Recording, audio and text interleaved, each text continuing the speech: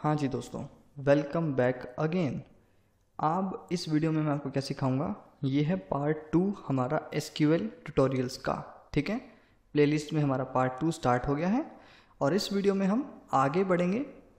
तो पिछले वीडियो में हमने क्या किया था, सबसे पहले तो आप ये कमेंट करके मुझे बताइए क्या सीखा था आपने पिछले वीडियो में। पिछले वीडियो में मैंने आपको सिखाया था डेटाबेस क्रिएट करना, टेबल क्रिएट करना और टेबल के अंदर कॉलम्स क्रिएट करना। दो कॉलम हमने क्रिएट किए थे। पहला कॉलम फर्स्ट नेम के नाम से आपके सामने है, दूसरा कॉलम लास्ट नेम के नाम से है, ये भी आपके सामने है। दोनों कॉलम के अंदर इस समय कोई भी डेटा यानी कि कोई भी जानकारी इंफॉर्मेशन मौजूद नहीं है। ठीक है, डेटा मौजूद नहीं है। अब आज हम क्या सीखेंगे, हम सीखेंगे कि इस जो ये कॉलम है ना, इस कॉलम में डेटा कैसे ऐड करना है, वैल्यू कैसे ऐड करनी है। हाँ, आज हम एसक्यूएल के थ्रू मैन्युअली डेटा को ऐड करेंगे। और जब आप ये जो एसक्यूएल की मेरी पूरी जो ट्यूटोरियल है, प्लेलिस्ट है, आप इसको पूरा कंप्लीट कर लेंगे, इसके अच्छे से सीख लेंगे, तो हम PHP MySQL पर अपना नेक्स्ट कदम रखेंगे, जो कि इसका एडवांस्ड लेवल होगा, जहाँ पर आप इस तरीके से मैन्युअली डेटा को ऐड नहीं करेंगे।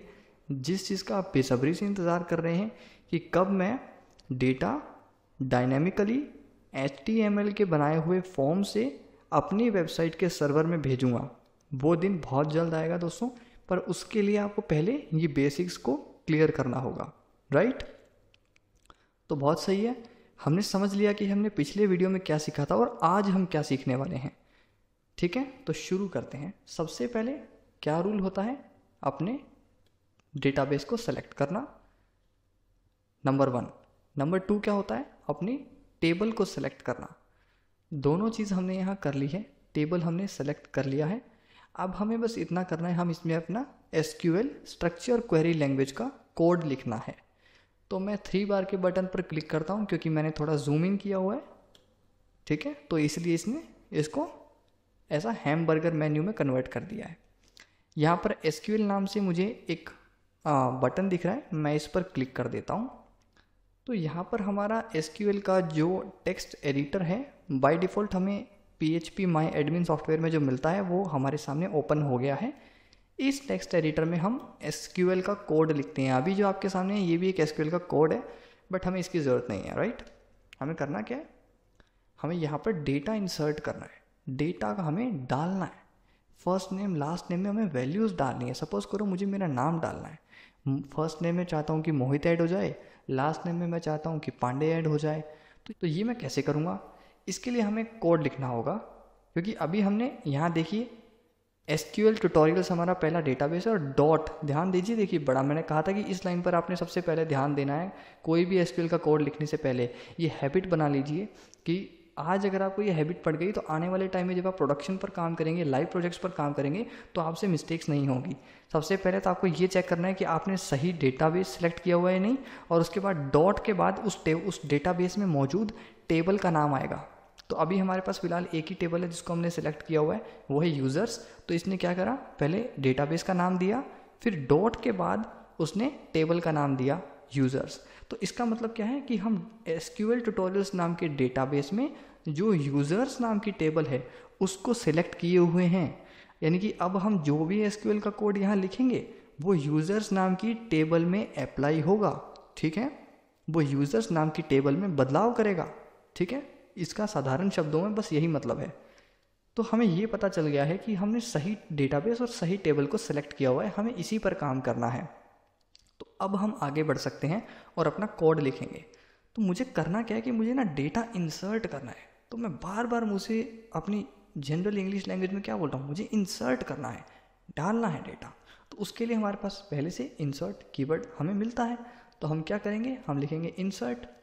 तो ये ऑटो कंप्लीट कर रहा है। और एक चीज़ मैं बता दूं कि यहाँ पर कुछ लोग अब मुझसे ये पूछेंगे भैया ये कैपिटल में ही लिखना है क्या। नहीं, कैपिटल में नहीं लिखना है, आप चाहो तो स्मॉल लेटर्स में भी लिख सकते हो, बट कैपिटल में लिखते हैं हम, वो उसका रीज़न ये है ताकि हम नॉर्मल वर्ड्स को और एसक्यूएल के जो रिजर्व्ड कीवर्ड्स हैं उनको अलग अलग कर पाएँ, उनको थोड़ा डिफ्रेंशिएट कर पाएँ, ठीक है। उनमें थोड़ा डिफरेंस पैदा करने के लिए हम इसको हमेशा कैपिटल वर्ड्स में लिखते हैं, ताकि हमें ये पता हो कि हमने ये एसक्यूएल का कोड लिखा है और ये हमारा normal general purpose English language का वर्ड है, ठीक है। तो दोनों में अंतर पैदा करने के लिए हम यहाँ पर एसक्यूएल के जो रिजर्व्ड कीवर्ड होते हैं उनको हम जनरली कैपिटल में लिखते हैं, बस इतना ही। अगर आप स्मॉल में लिखोगे तो वो कोई एरर नहीं बन जाएगा, ठीक है। इस बात को ध्यान रखिएगा, बता दिया मैंने आपको वैसे। तो अब हम क्या लिखेंगे, इंसर्ट करना है, लेकिन किस में इंसर्ट करना है, तो उसके लिए हमारे पास एक कीवर्ड है बताने के लिए कि किस में इंसर्ट करना है। तो मैं कहूँगा कि इंसर्ट इनटू, ठीक है। इंसर्ट किस में करना है, इंसर्ट इनटू यूजर्स, ठीक है। यूजर्स मेरी टेबल का नाम है, मैं यहाँ टेबल का नाम बताऊंगा, इनटू के बाद मेरी टेबल का नाम लिखूंगा मैं बेसिकली, ठीक है। तो मैंने क्या कहा यहाँ पर, मैंने कहा कि इंसर्ट इनटू यूजर्स नाम की टेबल में मुझे इंसर्ट करना है, लेकिन किस में और क्या। यूजर्स नाम की टेबल तो बता दी, लेकिन आपने पिछले वीडियो में देखा होगा कि जब हमने टेबल क्रिएट किया था तो यूज़र्स के बाद हमने पैरेंथेसिस स्टार्ट करके और उसमें हमने ये बताया था कि हमारे कॉलम्स के नाम क्या होंगे, राइट, बताया था ना। तो वैसे ही हमें यहाँ पर अब कॉलम के नाम डालने होंगे कि किस कॉलम में क्या डेटा जाएगा, राइट। तो हम यहाँ क्या लिखेंगे, हम अपने कॉलम का नाम लिखेंगे। तो हमने कॉलम किस नाम से बनाए थे, फर्स्ट अंडरस्कोर नेम पहला कॉलम था, दूसरा कॉलम था लास्ट अंडरस्कोर नेम, मुझे याद है ये बात, राइट। तो मैं यहाँ क्या लिखूँगा, फर्स्ट, और देखिए ऑटो कंप्लीट इसने कर दिया। यहाँ पर मुझे नीचे सजेस्ट कर रहा है कि देखो फर्स्ट अंडरस्कोर नेम का, यहाँ पे ये तो नहीं लिखना चाहते। और थोड़ा सा आप देखो कि लाइट कलर में मुझे बता रहा है कि वेर केयर 25, मतलब कि इसमें आपने वेरिएबल कैरेक्टर नाम का इसका जो डेटा टाइप है वो सिलेक्ट किया था और उसमें आपने 25 कैरेक्टर्स की मैक्सिमम लिमिट दी थी, ठीक है। तो हाँ, मैं कह रहा हूँ कि ये सही है भाई, तो मैं इस पर सिंपल क्लिक कर दूंगा पूरा टाइप करने की बजाय, मेरा टाइम बचेगा। कोमा डाल के मैं दूसरे कॉलम का नाम लिखूंगा जो कि था लास्ट नेम, तो मैं यहाँ लिखूंगा लास्ट नेम और उसको भी इसने ऑटो कंप्लीट मुझे दिखा रहा है, तो मैं इस पर क्लिक कर दूंगा। तो ठीक है, अभी हमने क्या करा, यूज़र्स नाम की टेबल में सब पैरेंथेसिस स्टार्ट करके हमारे कॉलम के नामों को लिखा। यहाँ पर मैंने 2 कॉलम क्रिएट किए थे तो मैं दोनों नाम को लिख रहा हूँ। आपने जितने भी कॉलम्स क्रिएट किए हैं आप वो सभी नाम को लिख सकते हैं, राइट। तो यहाँ पर हमने ये लिख दिया, लेकिन अब मुझे इसमें वैल्यूज़ डालनी है, तो मैं क्या लिखूँगा, तो मेरे पास एक रिजर्व्ड कीवर्ड है जिसका नाम है वैल्यूज़, ठीक है। वैल्यूज़ तो 2 यहाँ पर आपको दिखा रहा है, एक वैल्यू और एक वैल्यूज़। तो इतना आपको बेसिक है, इंग्लिश लैंग्वेज का ही बेसिक है कि देखो वैल्यूज़ लग गया मतलब वो एक से ज़्यादा चीज़ों के लिए हो गया, ठीक है, जिसे हम कहते हैं ना कि बहुवचन कहते हैं हिंदी में शायद। और वैल्यू मतलब वो सिंगुलर है, ठीक है, मतलब सिंगल वैल्यू के लिए। तो यही इसमें अंतर है। बहुत ही अच्छी लैंग्वेज है एसक्यूएल लैंग्वेज, बहुत ही साधारण लैंग्वेज है, आसान लैंग्वेज है, ठीक है। जनरल पर्पस इंग्लिश लैंग्वेज, आपको जो नॉर्मल इंग्लिश लैंग्वेज है हमारी बात करने की, है ना, अगर आपको वो आती है तो मतलब आपको शब्दों के मतलब पता है और वही शब्दों का मतलब यहाँ भी है, ठीक है। तो कुछ कंफ्यूज होने वाली बात नहीं है। तो मैं क्या करूँगा, मुझे एक से ज़्यादा डेटा ऐड कराना है क्योंकि मैंने 2 कॉलम ऐड किए हैं, तो एक से ज़्यादा है तो मतलब वैल्यूज़, तो वैल्यूज़ पर हमने क्लिक कर दिया तो यहाँ वैल्यूज़ आ गया, ठीक है। अब सेम वैसे ही सेम रूल को फॉलो करेंगे, वैल्यूज़ के भी पैरेंथेसिस हम स्टार्ट करेंगे, ठीक है। यहाँ पर एक चीज़ ध्यान देने वाली है, नंबर्स अगर आप लिख रहे हैं तो आपने क्या करना है, आपने ऐसे डबल कोट्स का यूज़ करना है, ठीक है। अगर आप कैरेक्टर्स में डेटा लिख रहे हैं तो भी आपने ऐसे डबल कोट्स का यूज़ करना है, ठीक है। डबल कोट या सिंगल कोट आप यूज़ कर सकते हो, ठीक है, पर ऐसे नहीं कि डायरेक्ट लिख दिया और ऐसे लिख दिया, ये नहीं करना, ये गलत तरीका है, ऐसे नहीं करना, ठीक है। तो आपने करना क्या है, यहाँ पर अब हमें वैल्यू ऐड करानी है ना, तो वैल्यूज़ हम क्या लिखेंगे, तो मैं फर्स्ट नेम का वैल्यू लिख देता हूँ, डबल कोट को ऐसे स्टार्ट किया और मैंने कहा कि मोहित, ठीक है। ये मोहित कहाँ जाएगा, ये फर्स्ट नेम में जाएगा। अगर मैं फर्स्ट नेम की जगह लास्ट नेम लिख देता, सपोज करो मैंने आगे लिख दिया लास्ट नेम और पीछे लिख दिया फर्स्ट नेम, तो क्या होगा मालूम है, तो जो हमारा लास्ट नेम है ना उसमें तो हमारी ये वैल्यू चली जाएगी और जो फर्स्ट नेम होगा उसमें दूसरी वैल्यू चली जाएगी, ठीक है। तो ये सीरीज़ में चलता है ये काम, जो पहले आपने टेबल का कॉलम लिखा है और वैल्यूज़ के बाद जो पहला 0 इंडेक्स पर है, ठीक है, जो आएगा वो वैल्यू आपके उस पहले कॉलम में जाएगी, ठीक है। फिर जो दूसरा आएगा उसमें वैल्यूज़ में कोमा के बाद जो दूसरी वैल्यू दोगे आप डबल कोट्स में वो जाएगी, ठीक है। तो ये रूल को हमेशा याद रखना है आपने। और यहाँ पर मैं अपना सरनेम दे देता हूँ पांडे, ठीक है। तो मैंने भैया मेरा पूरा नाम यहाँ लिख दिया, फर्स्ट नेम में मोहित लिख दिया, लास्ट नेम में पांडे लिख दिया। लेकिन अभी भी एक कमी है, और वो कमी है सेमीकोलन की, क्योंकि हमने अपना क्वेरी पूरा लिख दिया है। तो अब हमें फ़र्ज़ बनता है कि इसको सेमीकोलन से टर्मिनेट करके ये बताना कि हाँ हमारा एसक्यूएल का कोड कंप्लीट हो गया है और ज़्यादा कुछ नहीं है। अब इसको आप चाहो तो ना मल्टीपल लाइन्स में ब्रेक कर सकते हो। सॉरी, मुझे गलती से टाइप हो गया था। तो मैं चाहूँ तो इसको इस तरीके से भी लिख सकता हूँ मेरी सहूलियत के लिए, ऐसे भी लिख सकता हूँ मैं, तोड़ के लिख सकता हूँ मैं इसको, कोई एरर नहीं है ये, ठीक है। अगर कोड ज़्यादा लंबा हो रहा है, एक लाइन में नहीं लिखना चाहते हो, तो आप इसको तोड़ के लिख सकते हो अपनी मर्ज़ी से, ठीक है।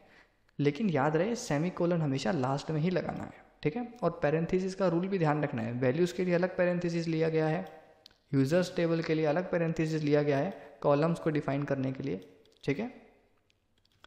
तो स्ट्रक्चर कैसे बनाएं उसको ज़रा ध्यान से गौर से देखते हुए चलेंगे।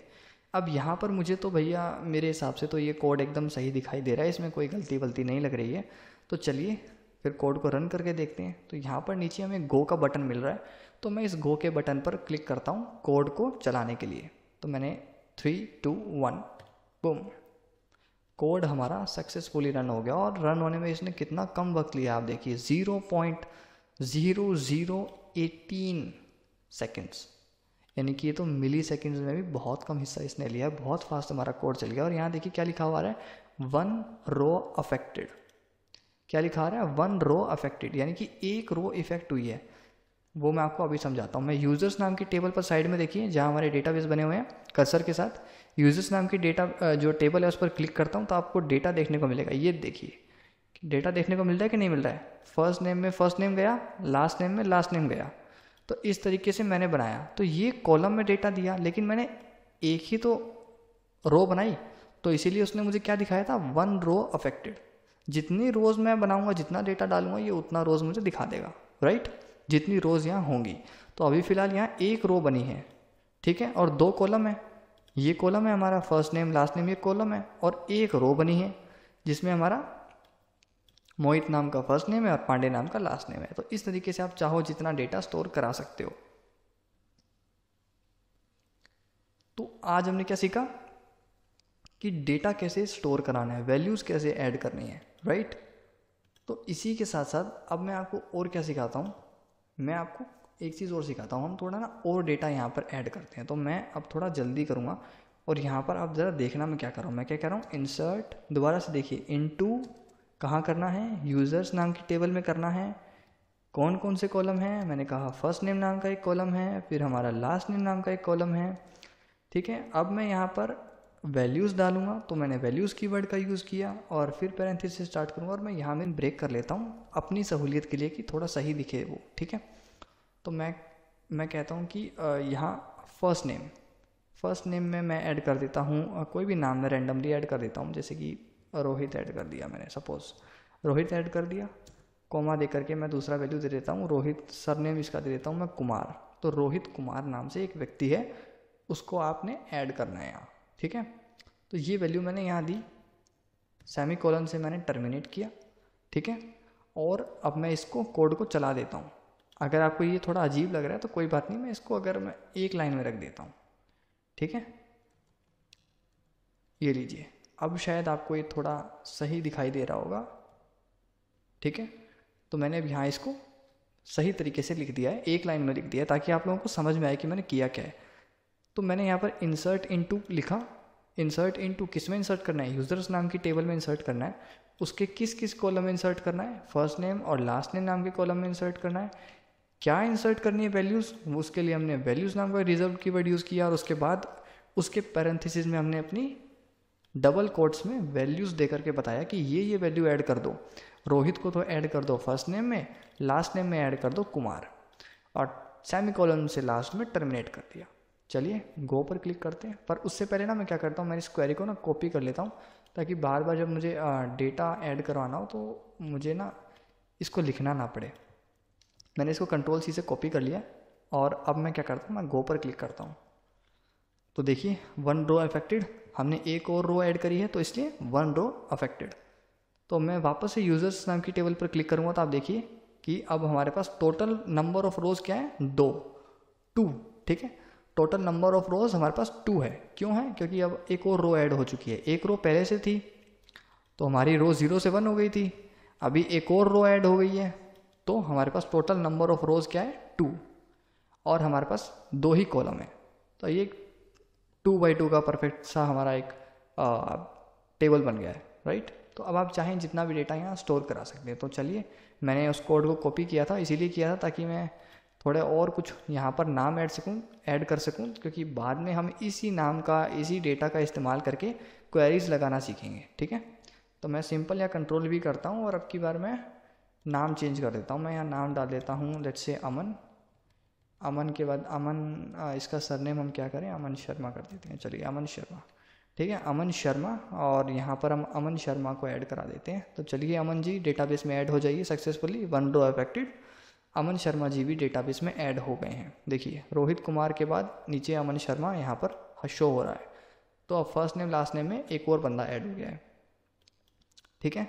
इसी तरीके से हम एक और बंदा ऐड कर लेते हैं लास्ट, और इसका नाम हम क्या रखेंगे? इसका नाम हम रख देंगे क्या नाम लिखे? चलिए, कोई भी नाम हम यहाँ रख देते हैं। हम लिख देते हैं राज, ठीक है, राज सिंह, ओके, राज सिंह।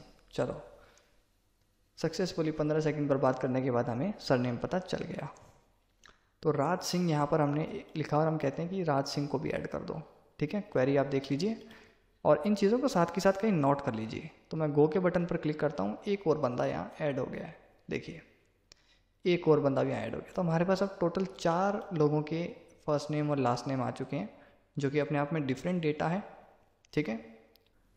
तो अब हम क्या सीखेंगे? अभी मैंने आपको कितना सिखाया कि मैंने आपको 2 कॉलम बनाने सिखाए थे और उसके बाद उसमें हमने डेटा ऐड किया। लेकिन अब मैं आपको क्या सिखाऊंगा कि आपने ये टेबल जो बनाई है इसको डिलीट कैसे करना है, ठीक है। ये जो डेटाबेस आपने बनाया है इसको डिलीट कैसे करना है, तो ये अब मैं आपको सिखाऊंगा इस वीडियो में, ठीक है। तो आप बने रहिए। तो हम क्या करेंगे? हम वापस जाएंगे, यहाँ SQL में जाएंगे और यहाँ हम क्या लिखेंगे? हम डिलीट करने के लिए क्वेरी लिखेंगे। तो सबसे पहले तो मैं क्या करूँगा? डायरेक्ट डेटाबेस को अगर मैं डिलीट कर देता हूँ तो ऑटोमेटिकली उसके अंदर की टेबल डिलीट हो जाएगी। लेकिन मैं सबसे पहले टेबल को डिलीट करूँगा और उसके बाद मैं डेटाबेस को डिलीट करूँगा, ठीक है। तो यहाँ पर मैं क्या करूँगा? तो डिलीट करने के लिए आपको कहोगे डिलीट कीवर्ड है तो डिलीट का यूज़ करो। नहीं, अब डिलीट का यूज़ नहीं करना है। यहाँ थोड़ा सा समझिए बात को। डिलीट करने के लिए आपको जिस कीवर्ड का यूज़ करना है वो है ड्रॉप, ठीक है। आपने लिखना है ड्रॉप टेबल, टेबल का नाम देना, उसके बाद आपने यूज़र्स एंड सेमीकोलन से आपने उसको लाइन को ब्रेक कर देना, ख़त्म कर देना है, वहीं टर्मिनेट करना है। तो अभी मैंने क्या लिखा? Drop table users. अब डिलीट करने के लिए आपने ड्रॉप नाम के कीवर्ड का यूज़ करना है, ना कि डिलीट कीवर्ड का, ठीक है। तो यहाँ पे मैंने लिखा ड्रॉप टेबल, यानी कि एक टेबल है जिसको तुम ख़त्म कर दो, डिलीट कर दो, और उस टेबल का नाम बता दिया मैंने टेबल कीवर्ड के बाद कि यूज़र्स नाम की एक टेबल है भैया, उसको तुम ख़त्म कर दो, डिलीट कर दो। तो बस एक लाइन का छोटा सा कोड लिखा है और उसके बाद यहाँ ये जो यूज़र्स नाम की आपको टेबल दिख रही है, मेरे कर्सर के साथ ज़रा ध्यान से देखिए, ये यहाँ से गायब हो जाएगी, डिलीट हो जाएगी, ठीक है। तो नीचे स्क्रॉल डाउन करते हैं और गो के बटन पर क्लिक करके अपनी क्वेरी को चलाते हैं। 3, 2, 1 और देखिए ये हमसे परमिशन मांग रहा है, do you really want to execute drop table users. ये इसलिए पूछ रहा है दोस्तों क्योंकि मैंने आपको बताया था ना कि प्रोडक्शन पर लाइव जब हम प्रोजेक्ट्स में काम करते हैं तो वहाँ बहुत सारे लोगों का डेटा होता है, ठीक है। तो ये एक बहुत बड़ा स्टेप है अपने आप में, किसी टेबल को डिलीट करना या किसी डेटाबेस को डिलीट करना। गलती से हो सकता है कि हमने कोड लिखा हो किसी और टेबल के लिए, किसी और डेटाबेस के लिए, और हम अगर ऐसे ही इतनी बड़ी जो कोड है, एक बहुत बड़ा जो इसका असर होता है, इम्पैक्ट होता है, उसको अगर हम ऐसे ही रन कर देंगे गो पर क्लिक करने से, तो वो कोई बड़ी मिस्टेक भी हो सकती है ना। अगर हमारे पास बैकअप नहीं हुआ उस डेटाबेस का तो हज़ारों लाखों यूज़र्स का डेटा पल भर में साफ़ हो जाएगा। तो वो ना हो, इसलिए ये एक बार फिर उससे परमिशन लेता है, पूछता है कि भाई सच में होश में हो, डिलीट करना चाहते हो इसको। तो हम कहते हैं भाई हाँ हम तो होश में है भाई, डिलीट करना है, ओके। तो इसने कहा ठीक है भैया, MySQL returned an empty result, और ये लो जी क्वेरी चल गई। और आप देखिए कि हमने जब SQL ट्यूटोरियल से क्लिक किया तो अभी क्या कह रहा है, no tables found in database, मतलब कि डेटाबेस में मुझे कोई टेबल नहीं मिला। इसका मतलब क्या है कि हमारा यूज़र्स नाम का जो टेबल था वो सक्सेसफुली डिलीट हो चुका है, अब वो टेबल एग्जिस्ट नहीं करता है। तो इसीलिए तो ये हमसे कह रहा है कि नया टेबल बनाइए आप लोग यहाँ पर, और मुझे बताइए कि उसका क्या नाम रखना है, कितने कॉलम्स रखने हैं, क्योंकि अभी आपके डेटाबेस में कोई भी टेबल मौजूद नहीं है। तो हमने कहा बहुत अच्छी बात है, टेबल नहीं है तो हमें तो डेटाबेस भी नहीं चाहिए, तो हम वापस से एसक्यूएल पर जाएंगे और यहाँ पर आप देखिए ऊपर एसक्यूएल ट्यूटोरियल्स नाम का डेटाबेस सेलेक्टेड है। तो अब मुझे डेटाबेस डिलीट करना है, टेबल को तो हम कर चुके हैं साफ़, अब हमें डेटाबेस डिलीट करना है। ठीक है, तो उसके लिए भी सेम है, तो हम लिखेंगे ड्रॉप। ठीक है, हटाना है तो ड्रॉप, लेकिन अब की बार टेबल नहीं हटानी है, तो हमें डेटाबेस हटाना है, तो उसके लिए रिजर्व कीवर्ड था ना डेटाबेस, डेटाबेस हटाना है तो डेटाबेस, तो हम लिखेंगे ड्रॉप डेटाबेस। अब डेटाबेस का नाम क्या है वो देना है, तो हमने क्या करना है यहाँ नाम लिखना है अपने डेटाबेस का, तो मैंने लिखा कि एसक्यूएल ट्यूटोरियल्स, राइट, और टर्मिनेट कर दूंगा। तो मैंने कहा कि ड्रॉप डेटाबेस एसक्यूएल ट्यूटोरियल्स, इस डेटाबेस को तुम डिलीट कर दो। ठीक है, तो नीचे चलते हैं। अब यहाँ देखिए एसक्यूएल ट्यूटोरियल्स नाम से आपको डेटाबेस दिखाई दे रहा है, इसको हम डिलीट करने वाले हैं। अब प्रॉब्लम आप टेंशन मत लीजिएगा, नेक्स्ट वीडियो में हम इसको क्रिएट भी कर लेंगे वापस से, लेकिन आपको मैं सिखा रहा हूँ कि ये चीज़ें क्रिएट की हैं तो इनको डिलीट करते कैसे हैं। तो आइए डिलीट करते हैं। गो के बटन पर मैं क्लिक करता हूँ, 3 2 1, लीजिए कोड चल गया। और अब यहाँ देखिए वापस से यहाँ पर हमारे पास 6 पहले से बने हुए ये डेटाबेस मौजूद हैं, और एसक्यूएल ट्यूटोरियल्स नाम का कोई डेटाबेस आपको यहाँ दिखाई नहीं दे रहा है। क्यों नहीं दे रहा है? क्योंकि वो डिलीट हो चुका है, राइट। अगर आपके सॉफ्टवेयर में अभी भी दिखाई दे रहा है तो यहाँ रीलोड के बटन पर क्लिक करके आप इसे रिफ़्रेश कर लीजिए। कई बार रिफ़्रेश नहीं होने की वजह से वो पुराना डेटा शो करता है, तो रिफ़्रेश करने से आपकी ये प्रॉब्लम सॉल्व हो जाएगी। ठीक है, तो यहाँ पर हमारा ये डेटाबेस सक्सेसफुली डिलीट हो चुका है। टेबल भी डिलीट कर दी हमने, डेटाबेस भी डिलीट कर दिया हमने। फर्स्ट वीडियो में मैं आपको सिखाया था ये चीज़ें क्रिएट कैसे करते हैं, कॉलम्स कैसे क्रिएट करते हैं। सेकंड पार्ट में आपने सीखा कॉलम्स में वैल्यूज़ कैसे ऐड करते हैं, और टेबल और डेटाबेस को डिलीट कैसे करते हैं। तो अभी आपको ये क्रिएट और डिलीट करने वाला तो सिस्टम समझ में आ गया है अच्छे से।